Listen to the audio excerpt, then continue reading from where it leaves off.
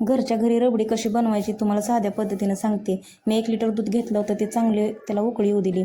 उकळी आल्यानंतर वर येणारी सगळी साय मी दुसऱ्या भांड्यात काढून घेतली. अशी थोडी थोडी साय मी पूर्ण दूध आटेपर्यंत काढून घेतली. दूध निम्याच्यापेक्षा जास्त आटल्यानंतर काढून घेतलेली साय मी त्याच दुधात डबल पुन्हा ओतून घेतली. ओतल्यानंतर वेलची आणि मी साखर बारीक करून घेतली होती ती या दुधामध्ये टाकून घ्यायची. वेलची आणि साखर टाकून घेतल्यानंतर व्यवस्थित हलवून घ्यायचं.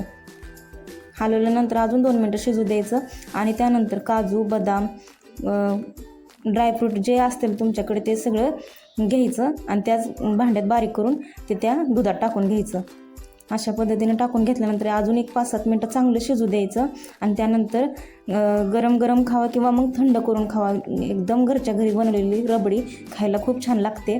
बघा, अशा पद्धतीने करून बघा, खाऊन बघा. अशा साध्या रेसिपी बघण्यासाठी चॅनलला सबस्क्राईब करा, लाईक करा, कमेंट करा आणि कमेंट करून सांगा कशी वाटते रबडी तुम्हाला. एकदम साध्या पद्धतीने घरी बनवलेली रबडी अशी तुम्ही घरी पण बनवून खाऊ शकता. याला जास्त काही वापरलेलं नाही, साध्या पद्धतीने बनवली पण खायला एकदम छान लागते आणि हॉटेलसारखा घट्टपणा पण आला या रबडीला. अशा साध्या पद्धतीने करून बघा, खाऊन बघा आणि रबडी कशी झाली ते कमेंटमध्ये सांगा, कशी वाटते ते.